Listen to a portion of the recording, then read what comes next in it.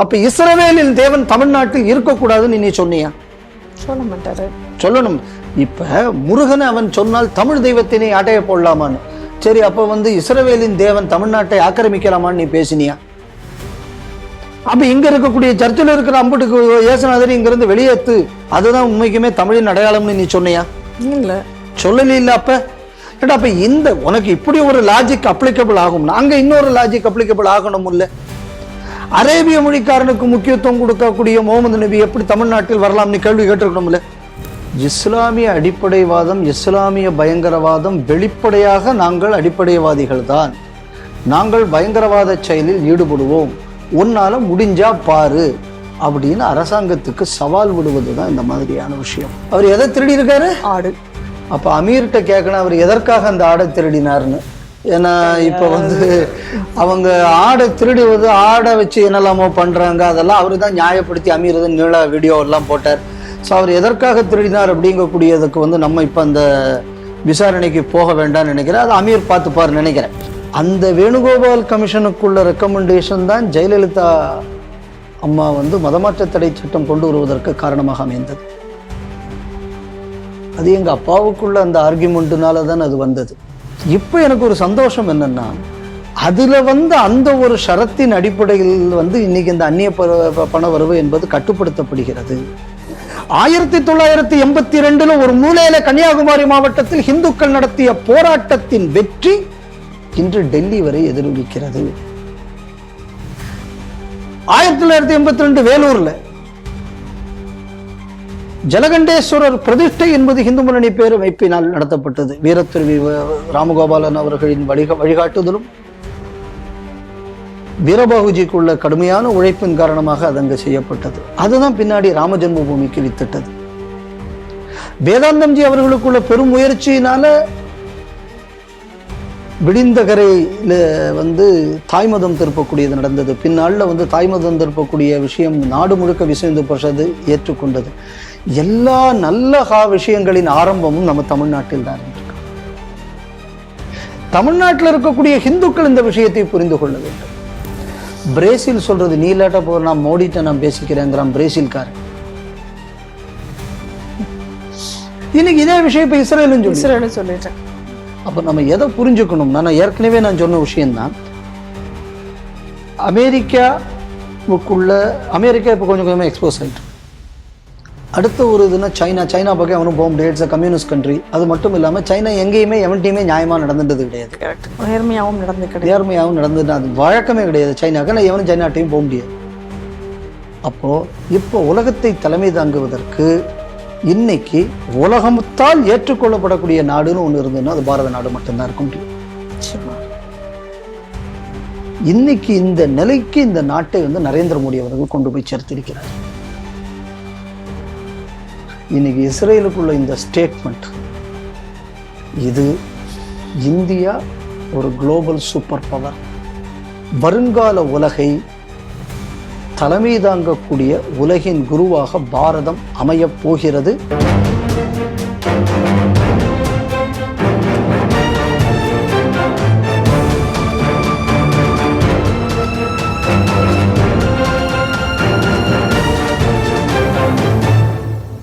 Sri TV நேயர்களுக்கு வணக்கம்.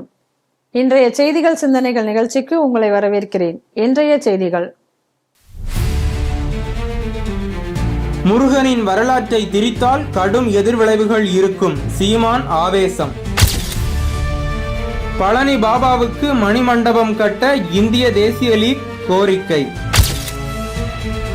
Tirupattur seconds கோர்ட்டின் அரசு லீடராக ஆடு திருடியதாக குற்றம் சாட்டப்பட்டவர் நியமிக்கப்பட்டதால் அதிர்ச்சி. இந்தியாவுக்கு எதிரான போராட்டத்தை தூண்டும் என்ஜிஓக்களின் உரிமம் ரத்து செய்யப்படும், உள்துறை அமைச்சகம் எச்சரிக்கை.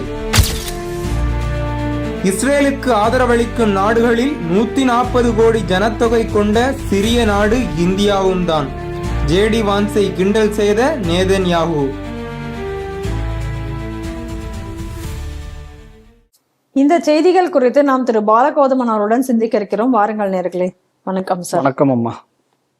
முருகனின் வரலாற்றை திரித்தால் கடும் எதிர்வினைகள் இருக்கும் அப்படின்னு சொல்லி இப்ப சீமான் வந்து ஒரு கண்டன அறிக்கை கொடுத்திருக்கார். எதற்காக அப்படின்னு பார்த்தோம் அப்படின்னா, ஜூனியர் என்டிஆர் அவர் வந்து முருகன் குறித்த ஒரு படத்தில் நடிக்கிறார். அதற்கு தான், அந்த படத்துக்கு தான் கண்டனம் தெரிவிச்சிருக்காரு. அந்த படத்துல என்ன அப்படின்னு சொன்னா, முருகன் வந்து ஏதோ வடபுலத்தில் பிறந்தவர் அப்படிங்கிற மாதிரியான ஒரு கருத்துருவாக்கம் செய்யப்பட்டிருப்பதாகவும், அது வந்து எப்படி நீங்க வந்து வரலாற்று திரிவு, முருகன் என்பவர் வந்து தமிழ் கடவுள், தமிழ் தான் முருகன், முருகன் தான் தமிழ், இரண்டையும் பிரிக்க முடியாது.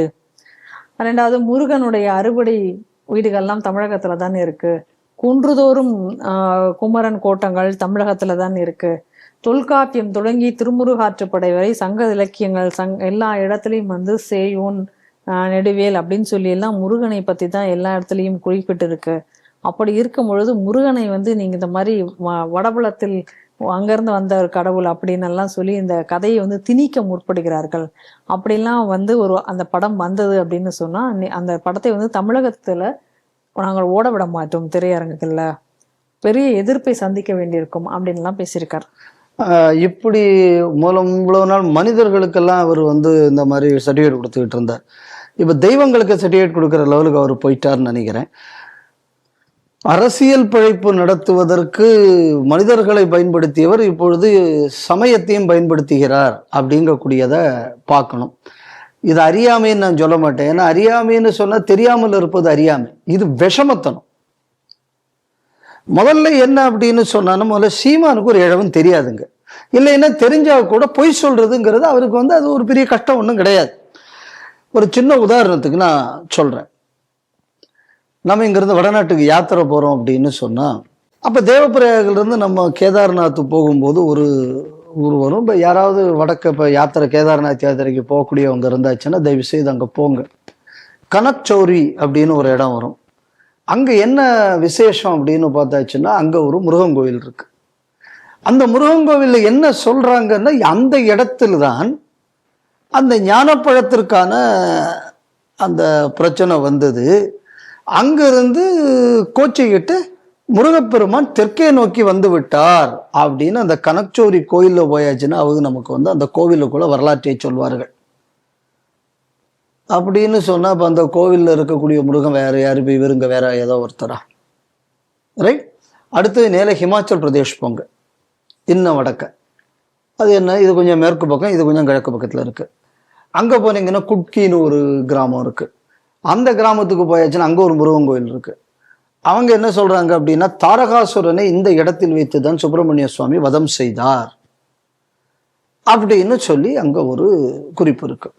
இந்த கிரௌஞ்ச மலை, இந்த கிரௌஞ்ச மலையை பத்தின பல குறிப்புகள் அருணகிரிநாதர் பாட்டுல வருது. நக்கீரர் பாடல்கள்ல கூட இந்த கிரௌஞ்ச மலையை பத்தி வருகிறது. என்னன்னா, அரக்கர்கள் வந்து கிரௌஞ்ச மலையாக போய் அவங்க ஒளிஞ்சுக்கிட்டாங்க, அதை வந்து முருகன் தன் வேல் கொண்டு அதை வீழ்த்தினார் அப்படின்னு சொல்லி வருது. இந்த கிரௌஞ்ச மலை எங்க இருக்கு அப்படின்னு பார்த்தாச்சுன்னா, அந்த கோயில் வந்து பெல்லாரி கிட்ட கர்நாடகாவில் இருக்கு. அதை சாளுக்கிய மன்னர்களுக்குள்ள 8ஆம் நூற்றாண்டுல 9ஆம் நூற்றாண்டு 8ஆம் நூற்றாண்டு நினைக்கிறேன், 8ஆம் நூற்றாண்டுல அவங்க கட்டின ஒரு கோயில் கூட அந்த பெல்லாரியில இருக்கு. இன்னும் சொல்ல போயாச்சு அப்படின்னு சொன்னா, இங்கேயே தான் இவருக்கு சொந்தம், இவருக்கு முன்னாடி எதுவும் இல்லை அப்படிங்கிறாரு. வேடிக்கை என்ன அப்படின்னா, இப்போ குருட்சேத்திரம் போறோம். குருட்சேத்திரத்திலிருந்து ஒரு 20-30 கிலோமீட்டர் தள்ளி பெஹோவா அப்படின்னு ஒரு இடம் வரும். இந்த பெஹோவாங்கக்கூடிய இடத்துல நீங்க பாத்தீங்கன்னா, முன்னாடி சரஸ்வதி நதி ஓடிய அந்த நதியின் கரை, அங்க ஒரு முருகன் கோயில் இருக்கு. அந்த கோயில்ல நீங்க என்ன விசேஷம் அப்படின்னு பார்த்தாச்சுன்னா, அந்த போரெல்லாம் முடிந்து தர்மபுத்திரனின் ஆணைப்படி 2 அணையா விளக்குகள் அங்கே ஏற்றப்பட்டு அது இன்னும் எரிந்து கொண்டிருக்கின்றனங்கக்கூடிய ஒரு ஐதீகம்.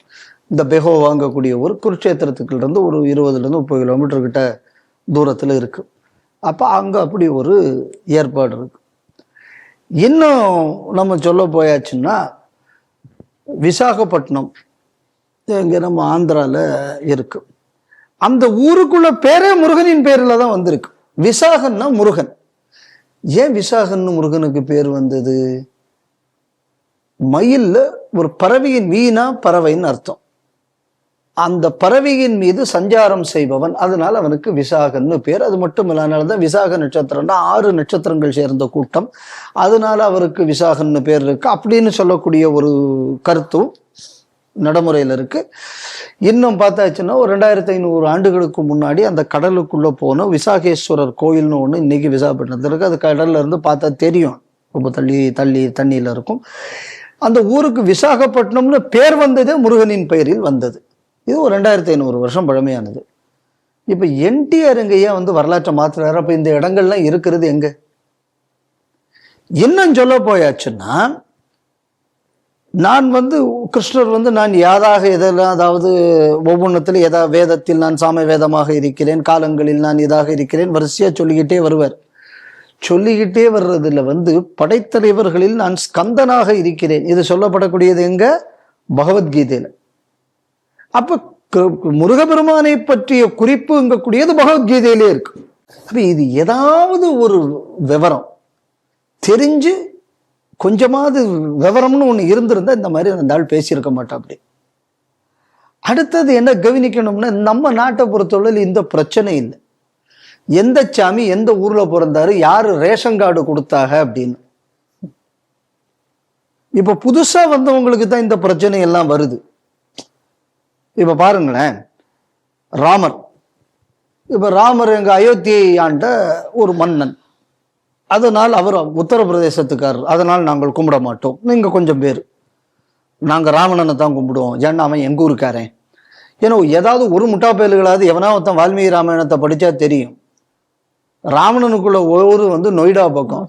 அவன் அங்கிருந்து குபேரனுக்குள்ள பூமியில குபேரனை விரட்டி இலங்கையை அவன் கைப்பற்றக்கூடிய உத்தரப்பிரதேச நொய்டாவை சேர்ந்தவன் ராவணன்.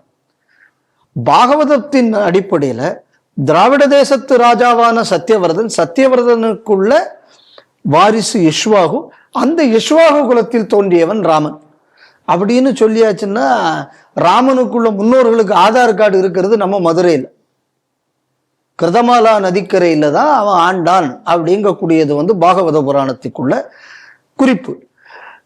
அப்போ ஹிந்துக்களை பொறுத்தளவுல அந்த பிரச்சனை இல்லை, பாரதியர்களை பொறுத்தளவுல அந்த பிரச்சனை இல்லை.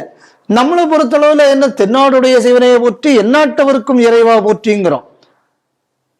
இமயமேலையில் தோன்றிய முருகனை தமிழ்கடவுளாக நாம் இங்கு கொண்டோம், நமக்கு பிரச்சனை இல்லை. அதுல பாற்கடலில் பள்ளி கொண்டிருக்கிறான் அரங்கன். ஆனால் அரங்கமா நகருளானே இந்திர லோகமானும் அச்சுவை பெரிதும் வேண்டேன் அரங்கமா நகருளானேன்னு நான் ஸ்ரீரங்கத்திலேயே நான் திருவரங்கத்தில் அங்க உள்ள அந்த பார்க்கடல்ல இருக்கக்கூடிய சுகத்தை நான் இங்கேயே அனுபவிக்கிறேன். எனக்கு இந்த ஜியோகிராபிக்கல் பவுண்டரிஸ் எல்லாம் எனக்கு கிடையாது. தர்மத்துக்கு இந்த மாதிரியான அளவீடுகள்லாம் கிடையாது. இப்ப முந்தா நேத்திக்கு அரசியலுக்கு யாரோ ஒருத்தர் வந்திருக்காரு, அவரு போய் பேசியிருக்காரு, ஹிந்து கிறிஸ்தவன் மதம் இதெல்லாம் ஒன்றும் கிடையாது, தமிழன் என்ற தனி இனம்னு ஒருத்தர், சீமானுக்கு தம்பியா ஒருத்தர் கிளம்பி இருக்காரு பூசா, அவர் பேர் என்ன, அண்ணாமலைன்னு ஒருத்தர் இப்ப பூசா கிளம்பி இருக்காரு. இந்த பிரிவினை பேசக்கூடிய இந்த குரூப்புகள்ல. அதனால முதல்ல என்ன சீமான் புரிஞ்சுக்கணும் அப்படின்னு சொன்னா, நீங்க இந்த பாரதத்தில் இருக்கக்கூடிய தெய்வங்கள், நாம் வழிபடக்கூடிய தெய்வங்களை இந்த நாட்டுல யாருமே ஜியோகிராபிக்கல் பவுண்டரியை கொண்டு பார்த்ததில்லை. முதல்ல இந்த அடிப்படையை தெரிஞ்சுக்கணும். அப்ப இவ்வளவு தூரம் இவர் ஜியோகிராபிக்கல் பவுண்டரி எல்லாம் பத்தி பேசுறாருல, அப்ப இஸ்ரவேலின் தேவர் என்று தானே இயேசுநாதரை சொல்றிய, அப்படித்தானே சொல்றிய. அப்ப இஸ்ரவேலின் தேவன் தமிழ்நாட்டில் இருக்கக்கூடாதுன்னு நீ சொன்னியா? சொல்ல மாட்டாரு, சொல்லணும். இப்ப முருகனை அவன் சொன்னால் தமிழ் தெய்வத்தினை அடைய போடலாமான்னு. சரி, அப்ப இஸ்ரவேலின் தேவன் தமிழ்நாட்டை ஆக்கிரமிக்கலாமான்னு நீ பேசினியா? அப்ப இங்க இருக்கக்கூடிய சர்ச்சில் இருக்கிற அம்புட்டுக்கு இயேசுநாதர் இங்க இருந்து வெளியேத்து, அதுதான் உண்மைக்குமே தமிழின் அடையாளம்னு நீ சொன்னியா? இல்ல, சொல்லல. இல்ல. அப்ப இந்த உனக்கு இப்படி ஒரு லாஜிக் அப்ளிகபிள் ஆகும்னா அங்க இன்னொரு லாஜிக் அப்ளிகபிள் ஆகணும். இல்ல, அரேபிய மொழிக்காரனுக்கு முக்கியத்துவம் கொடுக்கக்கூடிய முகமது நபி எப்படி தமிழ்நாட்டில் வரலாம்னு கேள்வி கேட்டிருக்கணும்ல. ஏன்டா அப்ப உங்களுக்கு ஜியோகிராபிக்கல் டெஃபினிஷன் சாமிக்கு வரும்னா அதுவும் ஹிந்துக்களுக்கு மட்டும்தான் வருமோ? அப்படிதான் வச்சுக்கணும்ல. அப்ப அதையாவது ஒழுங்கா சொல்லி தொலைச்சியா? அப்படி நீ ஒழுங்கா சொல்லி இருந்தால் கூட நீ ராமனுக்கு சொல்லி இருக்கணும். சரி, இப்ப அந்த பார்ப்போம். இப்ப நமக்கு திவ்ய தேசங்கள் இருக்கு, பெருவாரியான திவ்ய தேசங்கள் எங்க இருக்கு? தமிழ்நாட்டுலதான் இருக்கு, இங்கதான் இருக்கு. சரி, நம்ம பாடல் பெற்ற தலங்கள் எங்க இருக்கு? பெருவாரியா? தமிழ்நாட்டுலதான் இருக்கு. அப்ப வேற நாட்டுல உள்ளவங்க நம்ம ஜாமிய இருக்கக்கூடியது எதுவுமே அந்த ஜாமி இல்லைங்கணுமா? அப்போ அதே இது அப்படித்தானே கொண்டு வரணும். ஆமா, அப்ப சிவன் இங்கதான் இருக்காரு, அங்க இல்லைன்னு அங்க இல்ல, இங்கதான் பெருமாள் இருக்காரு, பெருமாள் அங்க இல்ல. அப்ப அப்ப அப்ப அப்ப அப்படி ஒரு லாஜிக்கையும் அடுத்து எடுக்கலாமா? அதனால ஹிந்துங்கக்கூடிய அடையாளத்தை அழிப்பதற்காக தமிழ் என்ற அடையாளம் பயன்படுத்தப்படுகிறது. அதனால மதத்தை, ஹிந்து சமயத்தை ஒழிப்பதற்கு மொழி என்ற ஆயுதத்தை கையில் எடுத்திருக்கிறார். இவ்வளவு நாள் அப்ப முருகன் முருகன் அப்படின்னு சொன்னவர், எஸ் தமிழ் கடவுள் தான் முருகன், மாற்றுக்கிறதே கிடையாது. என் தமிழ் கடவுள் வேற ஊர்ல இருக்கப்படாதுன்னு இருக்கா? அப்படிப்பட்ட கடவுளுக்கு திருப்பரம் பாருங்க அது எப்படி நடக்கிறதுன்னு. அகத்தியன் தொல்காப்பியத்தை பத்தி எல்லாம் இன்னைக்கு இவர் பேசுறாருல, தொல்காப்பியத்தை பேச தொல்காப்பியர் அகத்தியத்தை பத்தி குறிப்பிடுறாரு. அகத்தியர் எங்க இருந்து தமிழ்நாட்டுக்கு வந்தாரு? இமயமலையில இருந்து தமிழ்நாட்டுக்கு வர்றாரு. எதற்காக வருகிறார்? உலகம் அம்பிட்டு அங்க போயிருச்சு சிவபார்வதி திருமணத்தை பார்ப்பதற்காக. அப்ப சமம் செய்வதற்காக அங்கிருந்து அவர் இந்த பக்கம் வருகிறாருங்கிறது இது. அப்ப தமிழ்ச்சங்கம் வைத்த முனிவர் அகத்தியர். இப்ப அங்கிருந்து இவருங்க வந்திருக்காருன்னு அதான புராணம். ஆமா. இப்ப அடுத்தது சிவன் எப்படி அங்கிருந்து அவரை அனுப்பி இருக்கலாம்? இவர் இங்க தானே இருந்திருக்கணும் அப்படின்னு நான் போயாச்சுன்னா இப்ப இளையனார் கலவையில இருந்து தமிழ்ல இருக்கக்கூடிய அவ்வளவும் தப்புன்னு நான் சொல்ல முடியும்? இப்ப ஏன்னா சீமான் தப்புன்னு சொல்லிட்டாருங்கிறதுக்கு வேண்டி நான் அதெல்லாம் மாத்திக்கிட்டா இருக்க முடியும்? மாற்ற முடியாது இல்ல. அதுக்காகத்தான் இப்ப இங்க ஒருத்தன் ஒரு 421 இருக்கும் எங்க அப்படின்னா, இந்த உலக தமிழ் ஆராய்ச்சி மையத்துல IAS பாலகிருஷ்ணன் பேரான், ஒரிசால எங்கேயோ சர்வ் பண்ணிக்கிட்டு வந்துதான். அது அரசியல் பேசுவதற்காகவே தமிழை வைத்து பிழைப்பு நடத்தக்கூடிய ஒரு ஈனப்பிறவி. இந்த வார்த்தையை நான் சொல்றதுக்கு எனக்கு எந்த ஒரு கூச்ச நாச்சமும் கிடையாது. ஏன்னா தவ்வையை யார் மோசமாக பேசியவன் யார் அப்படின்னு சொல்லி இவர் ஒரு ஜாதிய வன்மத்தை மொழி வன்மம் அப்படின்லாம் சொல்லி எழுதினாரு. என்ற தவ்வையை மோசமா சொன்னது வள்ளுவன் தானே. அப்ப திருவள்ளுவர் என்ன சொன்னார்னே தெரியாம ஒரு ஆள் இன்னைக்கு அந்த இடத்துல உட்கார்ந்துருக்கா. அப்படி போற இடங்களில் எல்லாம் ஹிந்து துவேஷ பேச்சு. இது தவிர வேற தொழிலே கிடையாது அந்த ஆளுக்கு. உலக தமிழ் ஆராய்ச்சி மையத்துல இந்த மாதிரி தமிழும் தெரியாது, தமிழ்ல இருக்கக்கூடிய இலக்கியங்கள் சொல்லக்கூடியதின் ஆழமும் தெரியாது, இல்ல தெரிஞ்சு தனக்குள்ள பதவியை கொடுத்தவர்களுக்காக இதை எல்லாத்தையும் மாத்தி பேசக்கூடிய அயோக்கியத்தனம். அப்ப அப்படி அது ரெண்டாவது தான் ஒண்ணு தெரிஞ்சு தப்பு பண்ணான்னா அதான் ஈனத்தனம். அதனாலதான் நான் ஈனம்னு நான் சொன்ன வார்த்தைக்கு காரணம் தான். அந்த ஆள் என்னன்னா அகத்தியன் என்பதே ஒரு கற்பனை. ஏன்னா நாளைக்கு இந்த மாதிரி ஒரு புராண வரலாறு இருக்கே, அப்ப இந்த தேசம் முழுக்க ஒண்ணு என்பதற்கு இது பயன்பட்டு விடுமே. அதுக்காக இப்பவே அகத்தியனே இல்லைன்னு. அப்ப எவனெல்லாம் வானக்குள்ள அரசியல் நிலைப்பாட்டுக்கோ அவங்களுக்குள்ள அரசியல் கருத்தியலுக்கோ எவெல்லாம் ஒத்து வரலையோ அது அம்பிட்டு நீ கற்பனைன்னு அடிச்சிடணும். இதே மாதிரிதான் கொஞ்ச காலத்துக்கு முன்னாடி ஆண்டாள் கற்பனை. ஏன்னு அந்த காலத்துல ராஜகோபாலாச்சாரி அப்படி சொல்லி போட்டாரு. என்ன சொன்னார்? அது ஆழ்வார் தன்னை பெண்ணாக பாவித்து எழுதியது அப்படின்னு அவர் சொன்னார். அதுக்கு எப்படின்னா இப்ப இந்த MA வெங்கடகிருஷ்ணன் ஒருத்தவங்க இருக்காங்க, ஒரு பெரிய படித்தவர் வைணவத்துல, திருவள்ளிக்கேணில இருக்காரு. ராஜாஜி எழுதின உடனே ராஜாஜிக்கு அவர் ஒரு எழுதினார், நீங்க சொன்னது ஏன் தப்புன்னு சொன்ன உடனே ராஜாஜி நான் சொன்னது தப்பு தான்னு திருப்பி சொன்னார். அவர் ராஜாஜி திருப்பி அந்த பிழையை உடன்பட்ட அந்த பெரிய மனிதத்தனத்தை செய்தது ஒரு வயலும் சொல்ல மாட்டான். ராஜாஜியா எழுதினாரு. அதுக்கப்புறம் அவர் MA வெங்கடகிருஷ்ணனுக்குள்ள அப்பா எழுதி அதுக்கு அவர் மறுப்பு சொல்லி நான் சொன்னது தப்பு தான் மன்னிச்சுங்கன்னு சொன்னாரு. அப்ப அதையும் சொல்ல வேண்டியது தானே. அதுக்கு இன்டெலெக்சுவல் ஹானஸ்டி வேணும். இதெல்லாம் இவங்கள்ட்ட கிடையாது. ஏன்னா இன்டெலெக்ட்னு ஒண்ணு இருந்தா தானே ஹானஸ்டியை பத்தி யோசிக்கணும். ஹானஸ்டியும் கிடையாது, இன்டெலெக்டும் கிடையாது, ரெண்டுமே கிடையாது. ஆனா இவங்கள்ட்ட அதெல்லாம் நம்ம எதிர்பார்க்க முடியாது. அதனால இப்போ மகாபாரதத்துல பகவத்கீதையில நான் இப்போ சொன்ன மாதிரி ஹிமாச்சல் பிரதேஷ்ல, அதே மாதிரி இன்னும் சொல்ல போயாச்சுன்னா நீங்க நல்லா கவனிக்கணும், தாரகாசுர வதம்னு சொல்லக்கூடியது ஹிமாச்சல் பிரதேஷ். கிரௌஞ்ச மலையை இது பண்ணினதுன்னு அவங்க சொல்லக்கூடிய இடம் எங்கன்னா கர்நாடகால பெல்லாரி. அதுக்கப்புறம் சூரபத்மனை வதம் செய்த இடம்னு சொல்லும் போது நமக்கு திருச்செந்தூர் வந்துடுறது. முருகனையும் கூட பாரதத்துல எல்லா பகுதிகளையும் ஒருமைப்படுத்துவதற்கு ஒரு தெய்வம் வேண்டுமா? ராமாயண மகாபாரதம் நமக்கு தெரியும், பாரதத்தில் உள்ள எல்லா இதுகளையும் குறிப்பிடுகிறதுன்னு எல்லாம் பார்க்கிறோம். ஆனா முருகனுக்குள்ள வரலாறு இந்த மாதிரியான ஒரு ஒருமைப்பாட்டை சொல்கிறதுங்கிறது நிறைய பேருக்கு தெரியாது. ஏன்னா நம்ம எதையுமே ஒழுங்கா படிச்சதில்லை. என்ன நீங்க சொல்ல போயாச்சுன்னா கிழக்க போனீங்கன்னா பெங்கால் போனீங்கன்னு வைங்க, பெங்கால்ல போயாச்சு அப்படின்னு பார்த்தா இப்ப இந்த துர்கா பூஜா பந்தல்ல வச்சீங்க பாத்தீங்கன்னா ஒரு பக்கம் பிள்ளையாரு இன்னொரு பக்கம் முருகனும் வச்சிருப்பாங்க குட்டி குட்டியா. அப்ப பெங்கால் உள்ளவன் ஏன் கொண்டு முருகனை வைத்தான், எங்கள் தமிழனை அவன் ஆட்டையை போட்டு விட்டு சென்றார்களா அப்படின்னு அடுத்தது பேச முடியும் நம்ம. அதனால இந்த மாதிரியாக அறகுறையா ஒன்னும் படிச்சு பண்ணியாச்சுன்னா அதுக்கு பேர் விஷமத்தனம், படிக்காம பண்ணியாச்சுன்னா முட்டாள்தனம். இது படிச்சு செய்த மாதிரி தான் தெரியுது. அதனால இந்த மாதிரியான விஷமத்தனமான பிரச்சாரங்கள் வேண்டும் என்று பிரிவினைக்காக மதத்தை பயன்படுத்துவது. இது இன்னொரு விஷயம் என்ன அப்படின்னா, மதத்தின் மீது நம்பிக்கை உள்ளவர்கள் தேசியத்தின் நம்பிக்கை உள்ளவர்களாகத்தான் இந்த நாட்டில் இருந்தது. ஆனால் சமயத்தின் மீது நம்பிக்கை உள்ளவர்களையே தேசியத்தின் மீது உள்ள நம்பிக்கையை இழக்கச் செய்வது, இந்த வேலையை இவர்கள் செய்கிறார்கள். முன்னாடி யாரெல்லாம் அந்த நாட்டுக்கு எதிராக பேசிக்கிட்டு இருந்தா, இந்த ஹிந்து மதத்தில் இருந்த மதம் மாறி போனவன் இல்லை இந்த மதத்தை மறுக்கக்கூடியவன் மாறி போயிட்டு இருந்தான்.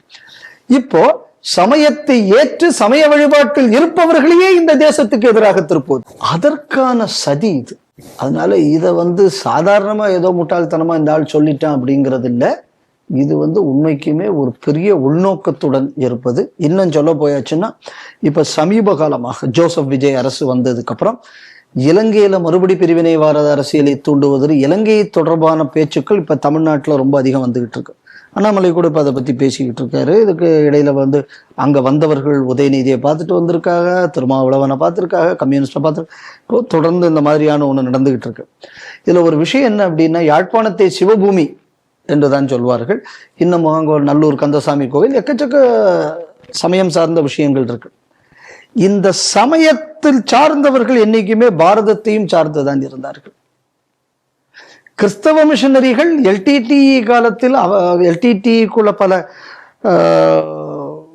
அந்த அவங்க ஆளுகைக்குட்பட்ட இடங்கள்ல பாரதத்துக்கு விரோதமாக இந்துத்துவத்துக்கு விரோதமாக தமிழ் எங்கக்கூடிய அடையாளத்தை ஏற்படுத்தினார்கள் என்பது நமக்கு தெரிஞ்ச விஷயம்.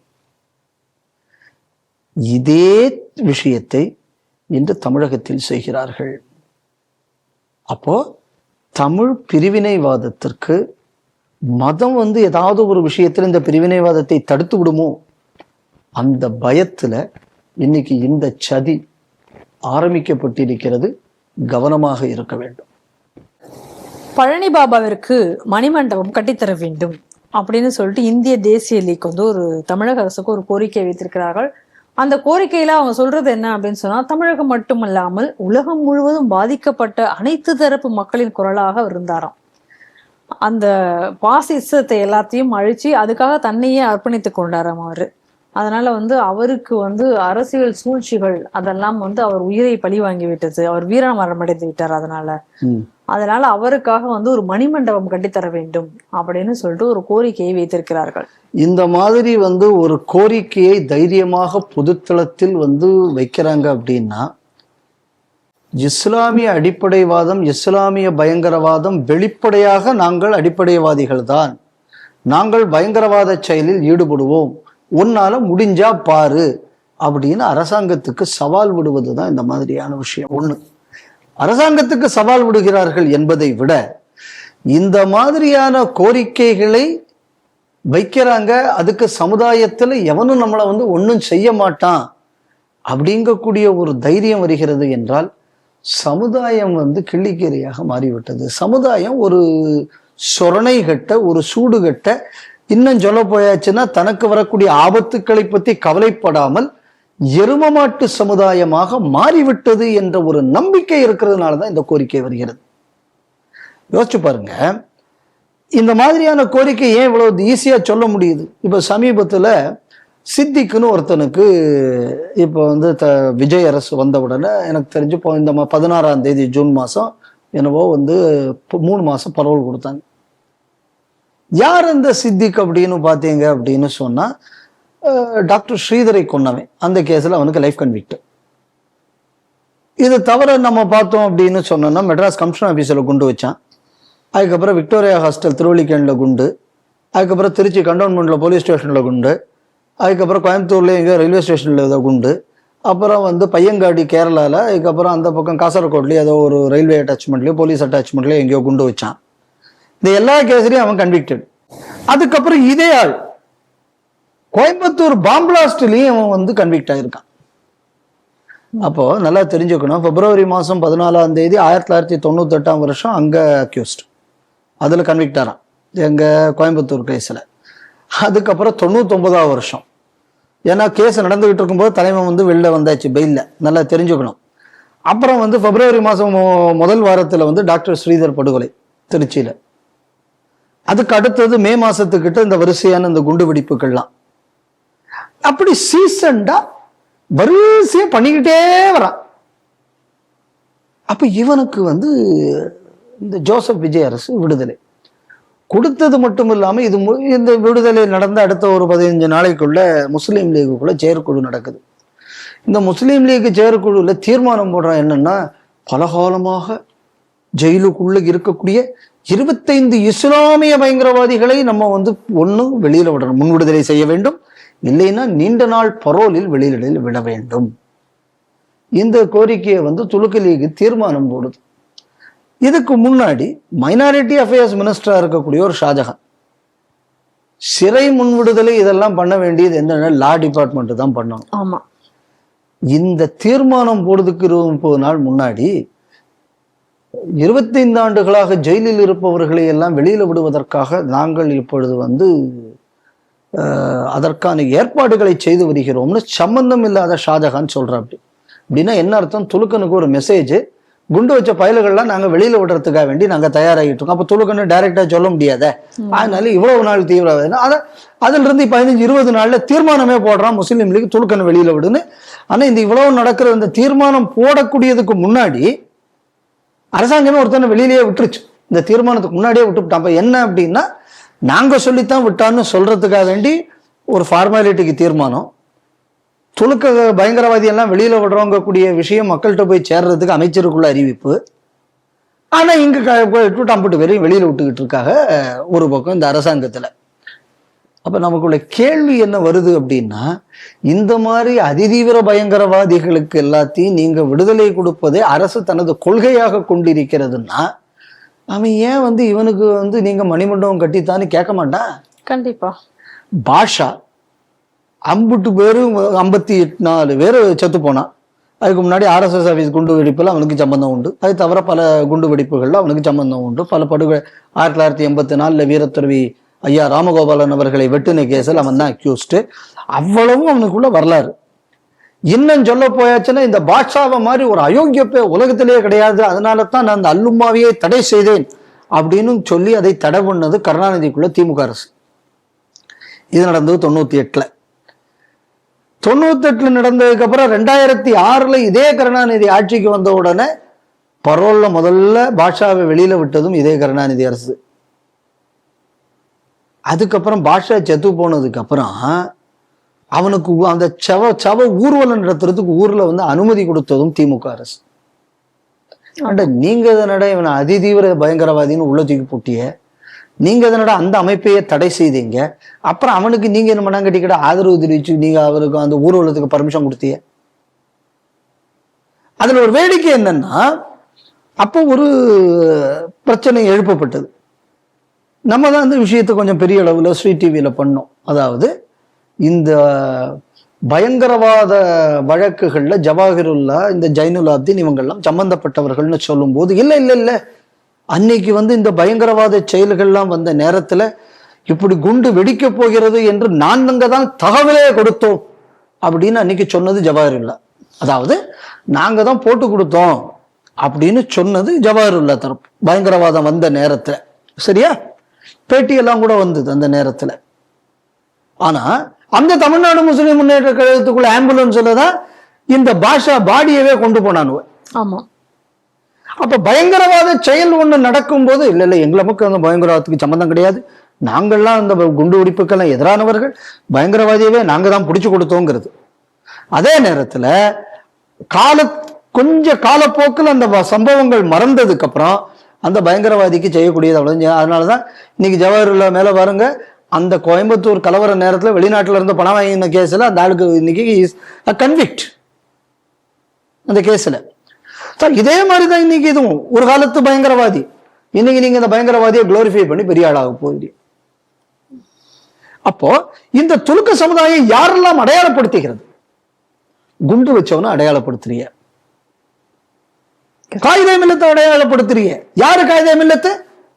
பாகிஸ்தான் தனி நாடாக வேண்டும் என்பதற்காக மெட்ராஸ் மாகாணத்துல அப்ப இரட்டை வாக்குரிமை. அப்ப துலுக்கர்களுக்கு மொத்தம் 28 தனித்தொகுதிகள் மெட்ராஸ் மாகாணத்துல. இந்த 28 தொகுதிகளிலையும் பாகிஸ்தான் தனிநாடு வேண்டும் என்று கேட்ட முஸ்லீம் லீக் வெற்றி பெற்றது. இந்தியா ஒரு நாடாக இருக்க வேண்டும் என்று சொன்ன காங்கிரஸ் தோல்வி கண்டது. அப்ப பாளையங்கோட்டையிலிருந்து பஹ்ராம்பூர் வரை உள்ள எல்லா துலுக்க பயில்களும் 1946 இந்த ஒரு நாடாக இருக்க வேண்டும், நாம் இந்தியர்கள் அனைவரும் ஒன்று ஒத்துக்கல. அவ்வளவு பேரும் முஸ்லீம் லீக் ஓட்டு போட்டான். எதுக்கு ஓட்டு போட்டான்? துலுக்கன் தனி தேசிய இனம் என்ற அடையாளத்துக்கு தான் ஓட்டு போட்டான் 1946. அதை செய்தது காயிதே மில்லத்து. அந்த காயிதே மில்லத்து உங்களுக்கு முன்னோடி. இன்னைக்கு இந்திய தேசிய லீக் இப்ப இந்த பயங்கரவாதிக்கு இப்ப அடுத்த இவன் தான் முன்னோடி, இவனுக்கு தான் ஒண்ணு கட்டணும்ங்குது. சரி, இந்த கட்சிக்குள்ள தலைவர் யாரு? தட்டா ஜெய் ரஹீம். இவர் யாரு? 3 ரயில்ல குண்டு வச்ச கேஸ். சுப்ரீம் கோர்ட்ல போய் அக்யூட்டல் வாங்கிட்டு வந்தாரு ஒரு டெக்னிக்கல் கிரவுண்ட்ல. ஏன்னா அந்த வழக்குல அரசு ஒழுங்காக ஆர்கியூ பண்ணலேங்கக்கூடியது என்னோட அபிப்பிராயம். அப்படிப்பட்ட ஒரு ஆளு 3 ரயில்ல குண்டு வச்ச ஒரு கேஸ்ல ஒரு அக்யூஸ்ட், கீழ்கோர்ட்ல எல்லாம் கன்விக்ட், மேல மட்டும்தான் அவருக்கு அங்க அக்யூட்டல் ஆகுது. இப்படிப்பட்ட ஒருத்தர் இன்னைக்கு இந்த மாதிரியான ஒரு கோரிக்கையை வைக்கிறாரு. இந்த கோரிக்கையை வைக்க என்ன தைரியம் இருக்கு பாருங்க. இந்த மாதிரி குண்டு வச்சதுக்கு அப்புறமும் தைரியமா ஒரு கட்சியை தொடங்கி இந்த சமுதாயத்துல நடமாடுறாங்க அப்படின்னு சொன்னா இந்த சமுதாயம் எப்படிப்பட்ட ஒரு சமுதாயமாக இருக்கு? இந்த கோரிக்கை வரத்துக்கு காரணமே அதுதான். நீ பயங்கரவாதியா இருப்ப, அதுக்கப்புறம் உனக்கு ஓடி போய் குண்டு வைக்க முடியாத வயசு வந்துருச்சா, அரசியல் தலைவர் ஆயிடு. So transition from terrorist to politician. So சொல்லுவாங்க politics is an asylum for scoundrels. தமிழ்நாட்டில் அது அப்படி இல்லை. It is not an asylum for scoundrels. It is an asylum for terrorists. இல்ல, it is a stepstone to become a politician. Terrorism is a stepstone to leadership. இந்த ஒரு நிலை இன்று தமிழகத்தில் இருக்கிறது என்பதைத்தான் இந்த டிமாண்ட் காட்டுகிறது அப்படின்னு நான் நினைக்கிறேன். விஜய் ஆட்சிக்கு வந்த உடனே நாங்கள் வெளிப்படையான ஆட்சி தருவோம், ஊழல் இல்லா ஆட்சி தருவோம் அப்படின்லாம் சொன்னாரு. இந்த யாரெல்லாம் குற்றம் புரிந்தவர்களோ அவர்களுக்கெல்லாம் தண்டனை எல்லாம் பெற்றுத்தரப்படும் அப்படிங்கிற ஒரு கவர்ச்சியான வாசகங்களுடன் தான் அவங்க வந்தாங்க. ஆனா இன்னைக்கு நடந்திருக்கக்கூடிய ஒரு சம்பவத்தை பார்த்தா இது அந்த அவர்கள் கொடுத்த வாக்குறுதிக்கும் இதுக்கும் சம்பந்தம் இல்லாததாக தான் தோன்றுகிறது. என்ன அப்படின்னு பார்த்தோம்னா, ஆடு திருட்டுல ஈடுபட்ட ஒரு வழக்கறிஞரை இன்னைக்கு திருப்பத்தூர் நீதிமன்றத்தினுடைய அரசு தரப்பு பிளீடராக அப்பாயிண்ட் பண்ணியிருக்காங்க. அவர் யாருன்னா ஷேக் சுல்தான் அப்படிங்கிறவர். அவர் தான் வீட்டுக்கு பக்கத்து வீட்டுல அஞ்சலா அப்படிங்கிற ஒருத்தங்க இருக்காங்க. அவங்கள்ட்ட 2025 வாக்குல அவர் வீட்டுல அவங்க ஆடு வைத்து அவர்கள் அந்த வாழ்வாதாரம் அவங்களுக்கு ஆடு மேய்க்கிறவர். அப்ப ஆடு காணாம போகுது. அப்ப ஆடு காணாம போயிடுச்சு அப்படின்னு சொல்லிட்டு அவங்க போலீஸ்ல புகார் கொடுக்குறாங்க. அப்ப இந்த சிசிடிவிகள்லாம் எடுத்து பார்க்கும் பொழுது இந்த சுல்தான் என்பவர், அதாவது இந்த ஷேக் சுல்தான் என்பவர் தான் இந்த ஆடை திருடி கொண்டு போகிறது அந்த கேமரால ரெக்கார்ட் ஆயிருக்கு. அதை வைத்து அவர் ஒரு வழக்கு பதிவு பண்ணுறாரு. அந்த வழக்கு இன்னும் அந்த வழக்கு நிலுவையில் இருக்கு. அது கோர்ட்ல ட்ரையலுக்கு வந்திருக்கு. இப்போ வாணியம்பாடி நீதிமன்றத்துல அந்த வழக்கு ட்ரையல்ல போயிட்டு இருக்கு. இந்த நிலையில தான் இவரை திருப்பத்தூருக்கு திருப்பத்தூர் மாவட்டத்தினுடைய நீதிமன்றத்துக்கு அவர் அரசு தரப்பு பிளீடராக நியமனம் பண்ணியிருக்காங்க. மாவட்ட நீதி வாணியம்பாடி அந்த மாவட்டத்துக்குள்ள தானே வரும். சரி, அப்ப எனக்கு ஒரு கேள்வி என்ன அப்படின்னா, ஆடு திருடிய வழக்குல போலீஸ் தரப்புல கவர்மெண்ட் அட்வொகேட் தான் வாதிடணும். அப்ப ஆடு திருடுவதற்கு எதிராக இப்ப இவரே தான் வாதிடுவாரா? தெரியல என்ன பண்ண போறாரு. இல்ல, இவர் திருப்பத்தூர் கோர்ட்டு தான், இவருக்கு வாணியம்பாடி கோர்ட் இல்ல அப்படின்னு சொல்லியாச்சுன்னா இப்ப விஜய் அவங்க அதுக்கு ஒரு நியாயம் சொல்லுவாங்க. நாங்க அந்த கோர்ட்ல தானே அவரை போட்டோம், கரெக்ட், அவர் திருடுன இந்த கோர்ட்ல போடலையே ஆமா, அப்படின்னு நாளைக்கு சொல்வதற்கான வாய்ப்பு இருக்கு. ஆனா ஜில்லாவுக்குள்ள வந்தாச்சுன்னா எல்லா கோர்ட்டுக்கும் போகலாம். ஐ மீன் அது என்னங்கக்கூடியது நமக்கு தெரியல. அவர் பேர் என்னன்னீங்க? ஷேக் சுல்தான். சுல்தான். அவர் எதை திருடி இருக்காரு? ஆடு. அப்ப அமீர்கிட்ட கேட்கணும் அவர் எதற்காக அந்த ஆடை திருடினாருன்னு. ஏன்னா இப்ப அவங்க ஆடை திருடுவது, ஆடை வச்சு என்னெல்லாமோ பண்றாங்க, அதெல்லாம் அவரு தான் நியாயப்படுத்தி அமீர் தான் நீள வீடியோ எல்லாம் போட்டார். ஸோ அவர் எதற்காக திருடினார் அப்படிங்கக்கூடியதுக்கு நம்ம இப்ப அந்த விசாரணைக்கு போக வேண்டாம்னு நினைக்கிறேன். அது அமீர் பார்த்துப்பாருன்னு நினைக்கிறேன். அடுத்தது என்ன அப்படின்னு சொன்னானே, இதுக்கு பார் அசோசியேஷன் இதை கண்டிச்சு ஏதாவது பண்ணிருக்கா? இல்ல, அப்படி ஒன்றும் பண்ணல. நியாயத்துக்கு இதுக்கு செய்திருக்கணுமா வேண்டாமா? இந்த மாதிரி ஒரு பேக்ரவுண்ட்ல அப்ப எதுக்கு பார் அசோசியேஷன் இருக்கு? அப்ப வக்கீல்களின் தரத்தை இது கொச்சைப்படுத்துற மாதிரி இருக்கா இல்லையா? நிச்சயமாக சார். என்ன சார், ஒரு ஆடு திருடனவனை போய் நீங்க இந்த மாதிரி கவர்மெண்ட் பீரியடா போடலாமா சார்? யாராவது ஒரு வக்கீல் கேட்டாங்களா? அப்ப இந்த பார் அசோசியேஷன் எதுக்கு இருக்கு? இப்ப பாருங்க, இப்ப தமிழ்நாட்டில் உள்ள இந்த பார் அசோசியேஷனை பத்தி நினைச்சாலே நமக்கு கொஞ்சம் கஷ்டமா இருக்கு. இந்த நாட்டின் முன்னாள் பிரதமர் ராஜீவ் காந்தியை கொன்றவன் பேரறிவாளன், அவன் இன்னைக்கு அட்வொகேட்டா இன்னைக்கு சன்னத்து இது பண்றதுக்கு அவங்கள அனுமதிக்கிறாங்க. இது எந்த நாட்டுல எங்க நடக்கும்?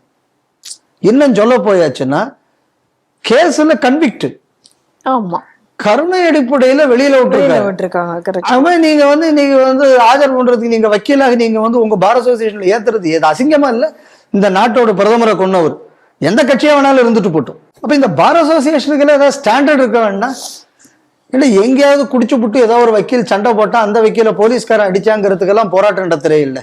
ஆமா, அதாவது எங்களை கேவலப்படுத்துற மாதிரி போலீஸ் நடந்து விட்டது, எங்களை பத்தி இப்படி பேசுற மாதிரி நடந்து விட்டதுன்னு எல்லாம் பேசுற பார் அசோசியேஷன். ஏன்னா இந்த மாதிரி ஒரு ஆடு திருடனவனை பிடிச்சி இப்படி போட்டிருக்கேங்களா, இது நம்ம ப்ரொஃபஷனுக்கு கெட்ட பேருங்க கூடியது யாராவது நினைச்சாங்களா? இல்ல. அப்போ ஒரு ஒரு ஒரு காலத்துல வக்கீலுங்க கூடியது ஒரு மரியாதைக்குரிய ஒரு ப்ரொஃபஷனாக இருந்தது. இனி எங்க மாவட்டத்துல எல்லாம் போனா வக்கீல்னா பொண்ணு கொடுக்க மாட்டேங்கிறான்.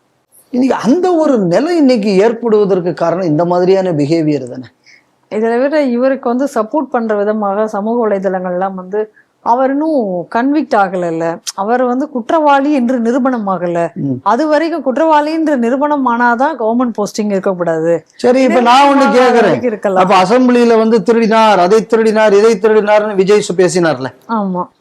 அப்ப இந்த திமுக காரன் 50 பேர் என்ன குற்றவாளின்னு கன்விக்ட் ஆனாங்களா? இல்ல.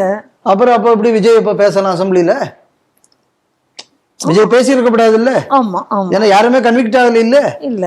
அப்ப இப்ப இந்த நியாயம் எங்க போச்சு சார்? இப்ப விஜய் கேஸே எடுத்துங்க சார், நீங்க பாருங்கம்மா. அதாவது இவர் பேர்ல ஒரு வழக்கு வந்தது. என்ன வழக்கு? ஏதோ ஒரு காருக்கு வெளிநாட்டுக்கார இம்பார்ட் பண்ணி வரி கட்டலைன்னு கேஸ் பிரச்சனை. இவர் அரசியலுக்கு வர போறாருன்னு தெரிஞ்ச உடனே இவர் போய் வரியை கட்டினார். இவர் அரசியலுக்கு வரல, என்ன இவர் அந்த வரியை கட்ட போறது இல்ல. கண்டிப்பா. அதனால ஒரு விஷயம் என்னன்னா, ஒரு ஆள் ஆடை திருடினாரு, இன்னொரு ஆள் ஆடி கார்ல வரியை திருடினார், இவ்வளவுதானே. அவர் வந்ததுனால அதுக்கப்புறம் அவர் கட்டுனாரு. அதனால எல்லாம் ஒரு இனம் தான். அதனால இதுல எந்த மாற்று கருத்து இருக்க போறது இல்லை. அதனால இது ஏதோ இவங்க ஆட்சியில இவங்க இப்போ இந்த மாதிரி இப்போ இந்த சால்ஜாப்பு கொடுக்குறாங்கல்ல, இதே சால்ஜாப்பை தானே திமுக காரன் கொடுத்தது தப்புன்னு தானே நீங்க தெருவா சொன்னீங்க. ஆமா. இப்ப அதே வேலையை தானே நீங்களும் சரி. அப்ப அவங்களுக்கு என்ன வித்தியாசம்? கிடையாது, ஒரு வித்தியாசமும் இல்லை. இதைத்தான் நான் ஆரம்பத்துல இருந்தே சொல்லிட்டு இருக்கேன். வெர்ஷன் 2 அவ்வளவுதான், வெர்ஷன் 2 தான். இதை தவிர இதுக்கு வேற ஒரு வித்தியாசமும் கிடையாது. ஆனால் ஒண்ணு நம்ம எதை கவனிக்கணும் அப்படின்னா, பொது வாழ்க்கையின் தரம் நாளுக்கு நாள் கேவலப்பட்டுக்கிட்டு வருது. இரண்டாவது, இந்த மாதிரியான ஒரு பதவிகள், இதுல இந்த மாதிரியான ஆட்கள் எல்லாம் நியமிக்கிறது, இத ஒரு பயமே இல்லாம ஒரு கூச்சம் இல்லாம செய்கிறது. அப்படின்னா என்ன அர்த்தம்னா, எதை பத்தியும் கவலைப்படாத ஜடங்கள் தான் இந்த நாட்டு மக்கள் அப்படிங்கக்கூடிய ஒரு அடாசிட்டி. இந்த மாதிரியான ஒரு போக்கு ஜனநாயகத்துக்கு ஆபத்து. மக்களுக்கு நாள் நடைவில் என்ன ஆகும் அப்படின்னு சொன்னா, நீதித்துறை மேல, காவல்துறை மேல, இல்ல அரசு துறைகள் மேல, சட்டங்களுக்கு மேல இருக்கக்கூடிய நம்பிக்கை கெட்டுப்போம். கரெக்ட். என்ன ஆகும்? அப்புறம் தடி எடுத்தவன்லாம் தண்டாக்காரங்கிற மாதிரி ஒரு நிலை வரும். வேற நாடுகள்ல நடந்த புரட்சிகள் மாதிரியான புரட்சிகள் ஏற்படுவதற்கான வாய்ப்பு இருக்கு. அதனால இன்ஸ்டிடியூஷன்ஸை பாதுகாக்கணும். உங்கள் ஜாதி அரசியல், உங்கள் கட்சி அரசியல், உங்கள் மத அரசியல், இதெல்லாம் தயவு செய்து இதிலிருந்து கொஞ்சம் மாற்றி வைங்க. இது நாட்டுக்கு நல்லதில்லை. இன்னும் சொல்ல போயாச்சுன்னா, நீங்கள் ஜனநாயக முறையினால் தான் இன்னைக்கு வந்து அவர் இந்த ஜனநாயகம் உயிரோடு இருந்த ஒரு காரணத்தினால்தான் இன்னைக்கு முதல்வர் ஆயிருக்காரு. ஆமா, இப்போ ஜனநாயகம்ங்கக்கூடிய ஒரு முறை பெருசாக இல்லாமல் இருந்திருந்தா உதயநிதி இன்பநிதின்னு வரிசையா போயிருக்கும். ஆமா, நிச்சயமாக. அப்ப முதல்ல அவரு தான் ஆட்சிக்கு வந்தாரா கருணாநிதி தான்னு கேட்காதீங்க. அவர் ஜனநாயகத்துல தான் வந்தார், அது வேற. ஆனா அவர் எப்படி கட்சியை மாத்தின மாதிரி நாட்டையும் மாத்திருப்பார். ஆனா நாட்டை ஏன் மாற்ற முடியலைன்னா, இங்க 5 வருஷத்துக்கு ஒரு எலெக்ஷன் ஒரு முறை இருக்கு. அந்த முறையை இந்த பாரதம் என்ற நாடு நமக்கு கொடுத்திருக்கிறது. அதனால அது காப்பாற்றப்பட்டது. ஸோ ஜனநாயகத்தால் நம்ம வந்தோம். அதனால அந்த ஜனநாயகத்தை நம்ம வாழ வைக்க வேண்டுங்கக்கூடியது. இது இந்த கட்சி மட்டும் இல்லை, பிஜேபி ஆகட்டும், அதிமுக ஆகட்டும், திமுக ஆகட்டும், காங்கிரஸ் ஆகட்டும், எந்த கட்சி ஆகட்டும், தயவு செய்து இந்த மாதிரியான தரத்தை கேவலப்படுத்தி விடாதீங்க. இது உண்மைக்குமே ஒரு ஜனநாயகத்துக்கு ஒரு ஆபத்தை விளைவிக்கக்கூடிய செயல். இந்த முடிவை அரசாங்கம் மாற்ற வேண்டும்னு நான் கேட்டுக்கிறேன். மத்திய அரசு இந்த FCRA ரூல்ஸ் வந்து மேலும் மேலும் அவர்கள் வந்து இன்னும் அது நிறைய முறைகளை மாற்றி இப்போ புதுசாக சட்டத்திருத்தம் கூட கொண்டு வந்திருக்கிறார்கள். அதற்காக இப்போ கிறிஸ்தவர்கள் எல்லாம் போராட்டம்லாம் நடத்தினார்கள், அதெல்லாம் பார்க்குறோம். இப்போ மத்திய உள்துறை அமைச்சகம் ஒரு தரவுகளை எல்லாம் சில தரவுகளை வெளியிட்டிருக்காங்க. அதன் பிரகாரம் இப்போ என்ன அப்படின்னு சொன்னால், அதாவது மொத்தமாக இது வரைக்கும் FCRA அனுமதி பெற்று இயங்கி கொண்டிருந்த அந்த NGOக்களில் இப்போதைக்கு ஆக்டிவாக இருக்கிறது வந்து 27.7% தான். அதாவது தேசிய அளவில் 72.3% NGOக்கள், ஏற்கனவே ரெஜிஸ்டர் ஆன NGOக்கள் ஒன்று அது வந்து ரத்து செய்யப்பட்டிருக்கிறது, இல்லை அப்படின்னு சொன்னால் அது வந்து காலாவதியாகி இருக்கிறது. அந்த 5 ஆண்டுகள் பீரியட் காலாவதியாகி முடிந்திருக்கிறது அப்படிங்கக்கூடிய விஷயத்தை இன்னைக்கு வெளியிட்டிருக்காங்க. அதாவது அவங்க என்ன சொல்றாங்கன்னா, 52,159 NGOக்கள் வந்து 2015ஆம் ஆண்டு பிரகாரம் அவங்க வந்து ரெஜிஸ்டர் பண்ணியிருந்தாங்க.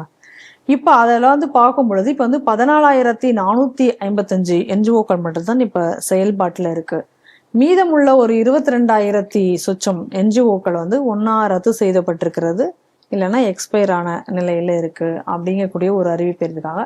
இதுல ரொம்ப முக்கியமா நம்ம பார்க்க வேண்டியது, தமிழகத்துல தான் வந்து இது போன்ற NGOக்கள், அதாவது இப்ப செயல்பாட்டில் இருக்கிறது இந்தியா முழுவதும் பார்க்கும்போது தமிழகத்துல தான் அதிகமாக இருக்கிறது அப்படின்னு ஒரு இதை சொல்லியிருக்காங்க. அதாவது நடப்புல இந்த ரத்து இதுக்கெல்லாம் பிறகு உள்ளது.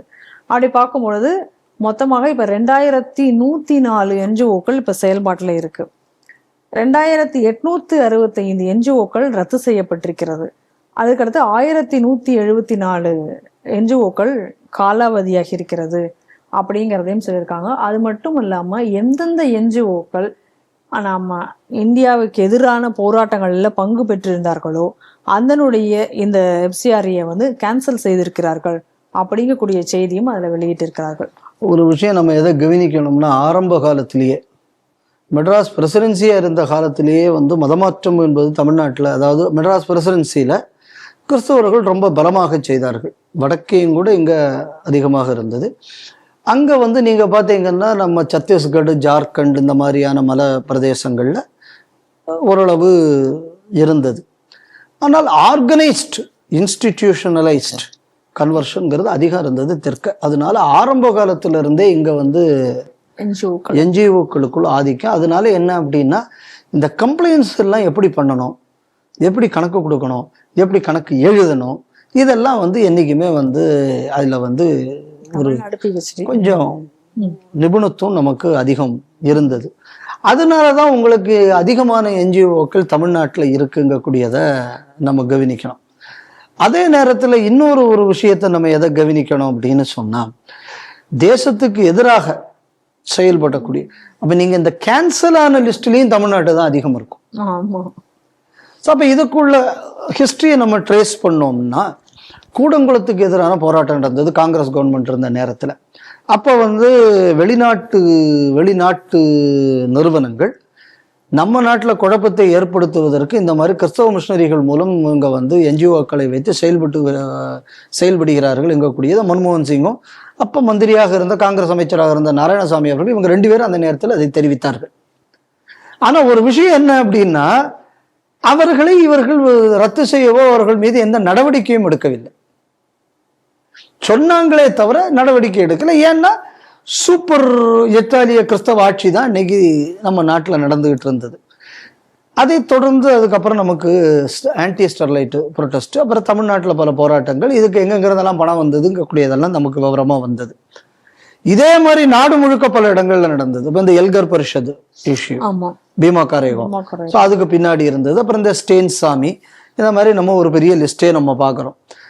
இப்போ இந்த கவர்மெண்ட் வந்ததுக்கப்புறம் இந்த மாதிரியான விஷயங்கள் எப்படி பூண்டாங்க? தேசத்துக்கு எதிரான போராட்டத்தை செய்ததற்காக ஒன்றும் கூட்டலை, நல்லா தெரிஞ்சுக்கணும். என்ன கேட்டாங்க, நீ எதற்காக பணம் வாங்குற, வாங்கின பணத்தை அதுக்கு தான் நீ செலவு பண்ணியா, அதுக்கு எனக்கு ப்ரூஃப் தான். எவெல்லாம் ப்ரூஃப் கொடுக்கல அவன்லாம் க்ளோஸ். அப்போ 70% அதில் கொஞ்சம் ரினியூ பண்ணாதது இருக்கும். அதுக்கப்புறம் எப்படி இதுக்கு கணக்கு வழக்கு தெரியான இந்த அப்பாவி ஹிந்துக்கள் மாதிரி ஒரு பத்தனா இருக்கும்.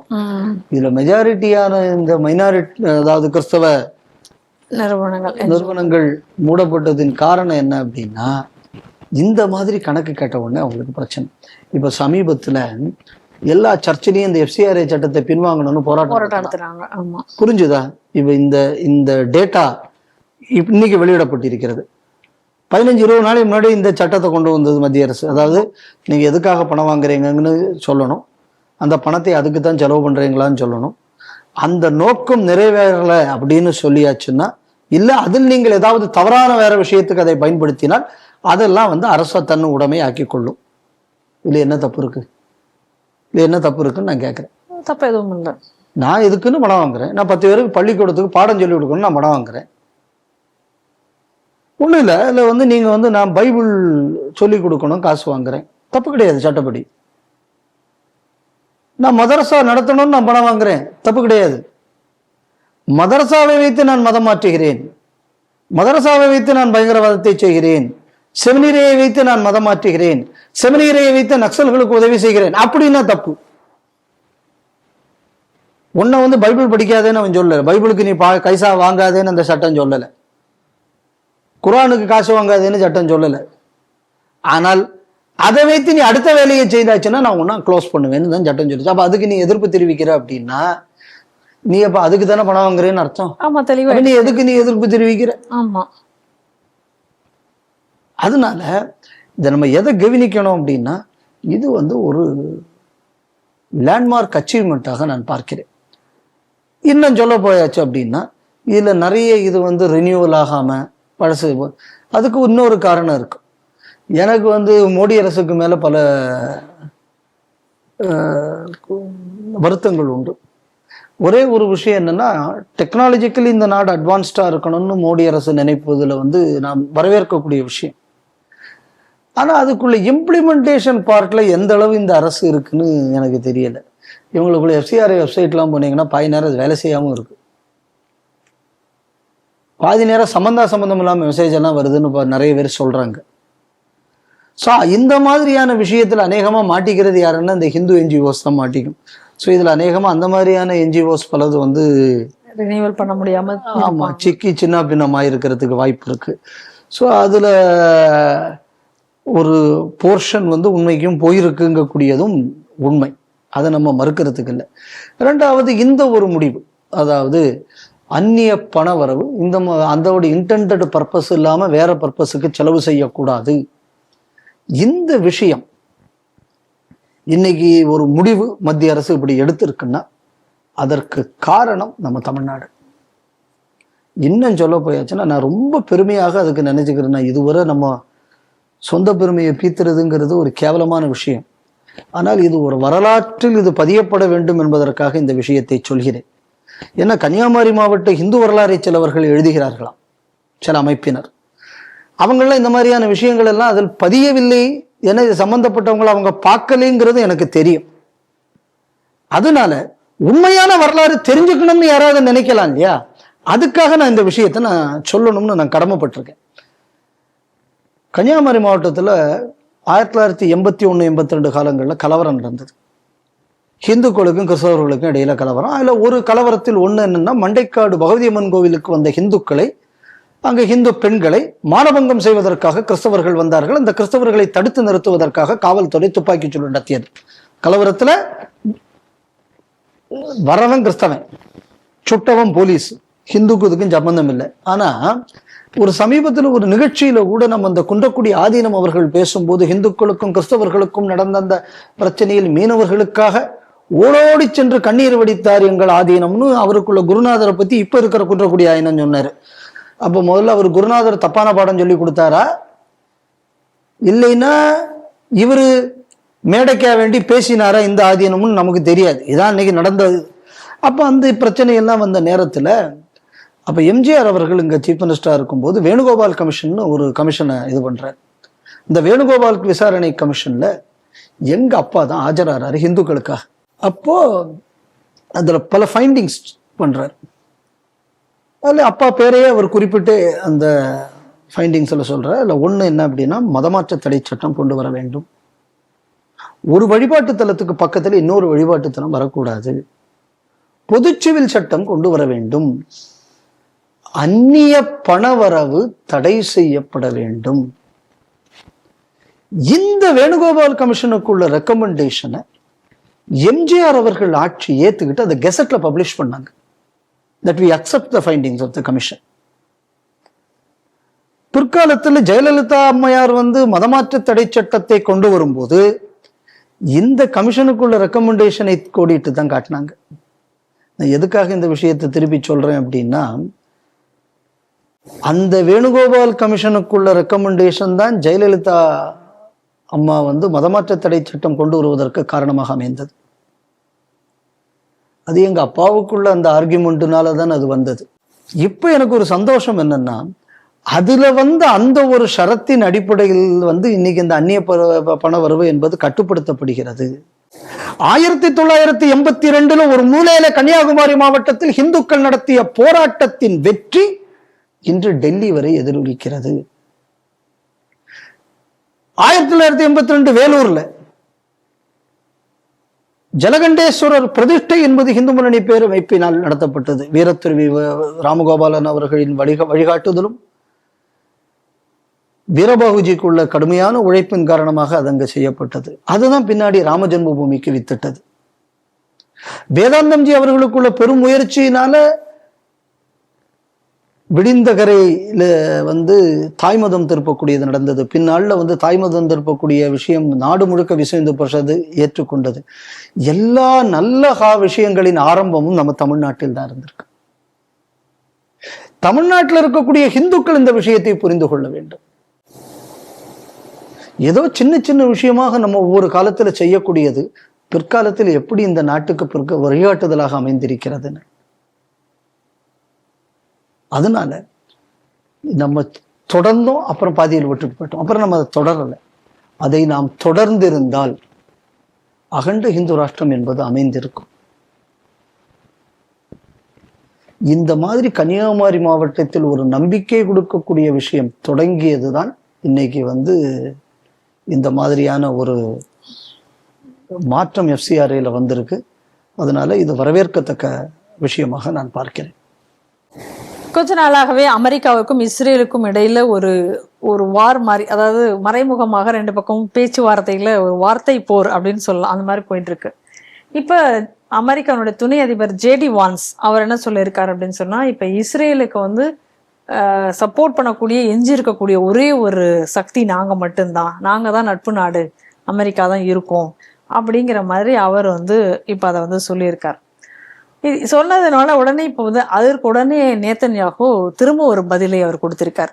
அவர் அதுக்கு என்ன பதில் கொடுத்திருக்காருன்னா, இந்தியா எங்களுக்கு ஆதரவாக இருக்கு, நான் அமெரிக்காவோட கருத்தை நான் மதிக்கிறேன், ஆனா அதுக்காக முழுமையா நான் அதை ஏற்க முடியாது. எங்களுக்கு இந்தியா போன்ற சிறந்த நண்பர்கள்லாம் இருக்காங்க, 140 கோடி மக்களும் தெளிவாக எங்களுக்காக சப்போர்ட் பண்றதுக்கு இருக்காங்க இந்தியால, எங்களுக்கு அவ்வளவு பெரிய ஒரு ஆதரவு இருக்கு அப்படின்னு சொல்லி திரும்ப அவர் ஒரு பதிலடி கொடுத்திருக்கிறார். இது எதை புரிஞ்சுக்கணும் அப்படின்னு சொன்னா, அமெரிக்கா ஒரு அரசியல் பண்ணிக்கிட்டு இருக்கு. அமெரிக்கா என்ன யோசிச்சது அப்படின்னா, இந்த ஈரான் கான்குவெஸ்ட் இதுக்கு எல்லாத்துக்கும் காரணம் இஸ்ரேல் தான், இஸ்ரேல் மேல பழிய போட்டுட்டு தான் கழண்டு போலாம்னு இன்னைக்கு அமெரிக்கா நினைச்சது. இப்ப அந்த அரசியலுக்கு அழகாக இஸ்ரேல் வந்து பதிலளித்து கூட என்னடா நீ என்ன மட்டும் காரணம் காட்டிட்டு போகாத, நீ லாபத்துக்கும் சேர்த்து தன்னடா இந்த வேலையை பண்ணுன. இதை இன்னைக்கு இஸ்ரேல் வந்து அழகா வந்து அமெரிக்காவை இன்னைக்கு எக்ஸ்போஸ் பண்ணிட்டு இருக்கு. இதுதான் இதுக்குள்ள சாராம்சம். அது இன்னொரு இதுல எப்படின்னா, அமெரிக்காவுக்குள்ள இப்ப அமெரிக்கா எதிர்பார்க்கல. ஈரான்ல வந்து 2-3 சண்டைகளை போட்டாச்சுன்னா உடனே ஈரான் ஒட்டுமொத்த ஈரானும் கவுந்துரும். உடனே அங்க ஆட்சி மாற்றம் வந்துடும். சண்டையெல்லாம் முடிச்சு விட்டு கடைசியில நம்ம வந்து உள்ள ஆயில் வெல்த் அவ்வளோத்தையும் நம்ம ஆட்டையை போட்டு போயிடலாம் அப்படிங்கக்கூடிய ஒரு கணக்குல ஒரு மிஸ்கால்குலேஷன் வியட்நாம்ல சிக்கின மாதிரி கரெக்டா அது வந்து ஈரான்ல அமெரிக்கா சிக்கிருச்சு. இப்ப இதை விட்டு வெளியில வரணும், வெளியில கௌரவமா வெளியில வரணும் அப்படின்னா பிரச்சனை என்ன ஆகும்? சரி, இஸ்ரேல முன்னிறுத்தி தானே வந்துச்சு. இப்ப அம்புட்டி பேர் இப்ப இஸ்ரேல எதிரியாக்கி இஸ்ரேல் மேல அடிச்சாச்சுன்னா இஸ்ரேல்காரன் என்ன பண்ணுவான்? ஏன்டா நான் உனக்காகத்தானே நான் இடத்த கொடுத்து சண்டைக்கு வந்தேன், நீ என்ன மட்டும் கழட்டி விட்டு நீ மட்டும் உனக்கு நோபல் பரிசு வாங்குறதுக்கு நீ பண்ண சீனை மாதிரி இதுல இன்னொரு சீனை போட்டு போயிட்டேன்னா நாளைக்கு நான் என்னடா பண்றது?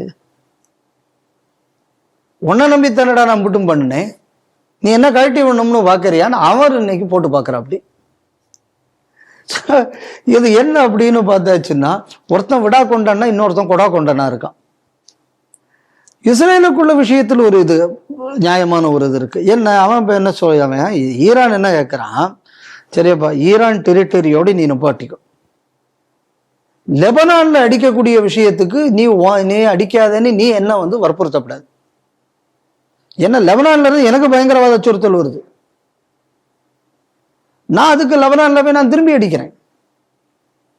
உனக்கு ஈரானோட உனக்கு ஒரு ஒப்பந்தம் போடணுங்கிறதுக்காக எனக்குள்ள பாதுகாப்பை வந்து நான் சரண்டர் பண்ண முடியாது. இது இஸ்ரேலுக்குள்ள நிலைப்பாடு. அதனால அவன் என்ன சொல்றான் அப்படின்னா, உனக்கு பிரச்சனை இருக்குன்னா நீ அங்க அந்த இதை நீ ஹேண்டில் பண்ணிக்கோ, இவனை நான் ஹேண்டில் பண்ணிக்கிறேன். நீ ஈரான்க கூடிய ஒரு நாட்டுக்கு தானே அவங்க குரல் கொடுக்கணும். இன்னொரு நாட்டை பத்தி பேசுறதுக்கு அப்படி ஒட்டுமொத்த இஸ்லாமிய நாடுகளின் தலைவர் ஈரானா? அப்ப இது மத அரசியலா? அப்ப இது தேசியத்துக்கு உட்பட்டு இருக்கா? இது மதத்தின் அடிப்படையில் இது நடக்கிறதா? இது இஸ்ரேலுக்குள்ள கேள்வி. ஹெஸ்புல்லாக்கு நீ ஏன் இது பண்ணும்? எங்க நாட்டுல வரக்கூடிய ஹமாஸுக்காக வேண்டி நீ ஏன் பேசணும்? அப்ப ஹமாஸ் ஹெஸ்புல்லா எல்லாம் வந்து ஐநாவால வந்து சாங்ஷன்டு பயங்கரவாத அமைப்புகள். அப்ப இந்த சாங்ஷன்டு பயங்கரவாத அமைப்புகளுக்கு ஆதரவா இப்ப ஈரான் குரல் கொடுக்கறது அப்ப பயங்கரவாத நாடு தானே. ஹிஸ்புல்லா பயங்கரவாதின்னு ஈவன் சொல்லிடுச்சு. அப்ப அவனுக்கு அவனை நீ அடிச்சேன்னா நான் உனக்கு குரல் கொடுப்பேன். அப்ப பயங்கரவாதிக்கு ஆதரவு கொடுக்குறவன் ஒரு பயங்கரவாதி, அவனை நான் அடிக்கிறதுல என்னடா தப்புன்னு அவன் கேட்கிறான். இப்ப இந்த நியாயத்துக்கு என்ன பதில் அமெரிக்கா சொல்லும்? சொல்ல வாய்ப்பு இல்லை. இப்ப இதுதான் அங்க பிரச்சனை. அப்ப இந்த இடத்துல இன்னொரு ஆஸ்பெக்ட நம்ம பார்க்கணும். என்ன பார்க்கணும்னா, ஏன்டா நீ மட்டும் எனக்கு ஆதரவு இல்லடா, 143 கோடி இன்னைக்கு எனக்கு ஆதரவு இருக்குடா இந்தியாங்க கூடிய ஒரு நாட்டுல அப்படின்னா எதை காட்டுகிறதுனா, இந்தியாவை ஒரு வல்லரசாக இஸ்ரேல் பார்க்கிறது என்பதை இது காட்டுகிறது. கரெக்ட். இந்தியாவுக்குள்ள ஒரு ஸ்டாண்டிங் இப்ப பாத்தீங்கன்னா, இப்ப இந்த G7 மாநாடு நடந்தது. மேக்ரான் ஏன்னா ஹாஸ்ட் கண்ட்ரி, அவரு பிரான்ஸ் முன்னாடி, அவருக்கு ஒரு பக்கத்துல ட்ரம்ப், இன்னொரு பக்கத்துல நரேந்திர மோடி. உலக அரங்குல இந்தியாவுக்கு கிடைத்திருக்கக்கூடிய மரியாதையைத்தான் இது காட்டி. சைப்ரஸ் அங்க என்னடா அங்க ஒரு இது கொடுக்கணும். என்ன அங்க பிரச்சனை? துருக்கி என்ன நினைச்சா, நம்ம பாகிஸ்தானை சப்போர்ட் பண்ணி அங்கிருந்து த்ரோன் கீன் எல்லாம் வந்து திருட்டுத்தனமா பாகிஸ்தானுக்கு சப்ளை பண்ணி நம்ம மேல தாக்குதல நடத்த பார்த்தான். நம்ம ஆளுக்கு என்ன பண்ணா, டர்க்கியோட மொத்த ஏர்போர்ட் பிசினஸையும் க்ளோஸ் பண்ணிட்டு அங்க வந்து அவன் பக்கத்துல இருக்கிற சைப்ரஸுக்கு உதவி செய்யறான். இவன் இங்க இருந்து அசார்பைஜானை கிளப்பி விட்டான். நம்ம ஆளு பக்கத்துல ஆர்மேனியாவை வச்சுக்கிட்டு, நீ எனக்கு ஒரு செக் வச்சேன்னா நான் உனக்கு ஒரு கவுண்டர் செக் வைப்பேன். ட்ரம்ப் சாங்ஷன் போட்டாரு, நம்ம ஆள் அங்க ஆளை வச்சு கோர்ட்ல கேஸை போட்டு சாங்ஷன் சொல்லிய முடிச்சிட்டாரு. அப்ப என்ன அமெரிக்கா புரிஞ்சுக்கணும் அப்படின்னு சொன்னா, நம்ம ஒரு வல்லரசு, நம்ம எவனை வேணாலும் நம்ம ஏறி மேயலாம் அப்படின்னு நினைச்சுக்கிட்டு இருந்தாங்க. அது இவ்வளவு நாளும் ஐரோப்பியால அதெல்லாம் சாதிச்சாங்க. வெவ்வேறு நாடுகள் அவங்களுக்கு அடிபணிந்தது. முதல்ல அவங்களை எதிர்த்து இந்தியா நின்னது. இந்தியா நின்ன உடனே இவ்வளவு நாளும் ஒண்ணுமே பேசாத அந்த இட்டாலியன் பிரைம் மினிஸ்டர் எதிர்த்து பேச தொடங்க. பிரேசில் சொல்றது, நீ இல்லாட்டா போ, நான் மோடிட்ட நான் பேசிக்கிறேங்கிறான் பிரேசில்காரன். இன்னைக்கு இதே விஷயம் இப்ப இஸ்ரேலும் சொல்லிட்டேன். அப்ப நம்ம எதை புரிஞ்சுக்கணும்னா, நான் ஏற்கனவே நான் சொன்ன விஷயம்தான், அமெரிக்கா இப்ப கொஞ்சம் கொஞ்சமா எக்ஸ்போஸ் ஆயிட்டு இருக்கு. அடுத்த ஒரு இதுனா சைனா பக்கம் அவனும் போக முடியாது, இட்ஸ் கம்யூனிஸ்ட் கண்ட்ரி. அது மட்டும் இல்லாம சைனா எங்கேயுமே எவன்ட்டையுமே நியாயமா நடந்துட்டது கிடையாது, நேர்மையாகவும் நடந்தது அது வழக்கமே கிடையாது சைனாக்கு. நான் எவனும் சைனாட்டையும் போக முடியாது. அப்போ இப்போ உலகத்தை தலைமை தாங்குவதற்கு இன்னைக்கு உலகத்தால் ஏற்றுக்கொள்ளப்படக்கூடிய நாடுன்னு ஒண்ணு இருந்ததுன்னா அது பாரத நாடு மட்டும்தான் இருக்க முடியும். இன்னைக்கு இந்த நிலைக்கு இந்த நாட்டை நரேந்திர மோடி அவர்கள் கொண்டு போய் சேர்த்திருக்கிறார். இன்னைக்கு இஸ்ரேலுக்குள்ள இந்த ஸ்டேட்மெண்ட், இது இந்தியா ஒரு குளோபல் சூப்பர் பவர், வருங்கால உலகை தலைமை தாங்கக்கூடிய உலகின் குருவாக பாரதம் அமையப் போகிறது. அதற்கான முன் அறிவிப்பாக நேத்தன்யாகுவின் இந்த அறிவிப்பு பார்க்கப்பட வேண்டும். நன்றி சார். வணக்கம். இன்றைய செய்திகள் சிந்தனைகள் நிகழ்ச்சி இத்துடன் நிறைவு பெறுகிறது. மீண்டும் நாளை சந்திப்போம். நன்றி, வணக்கம். ஜெய் ஹிந்த்.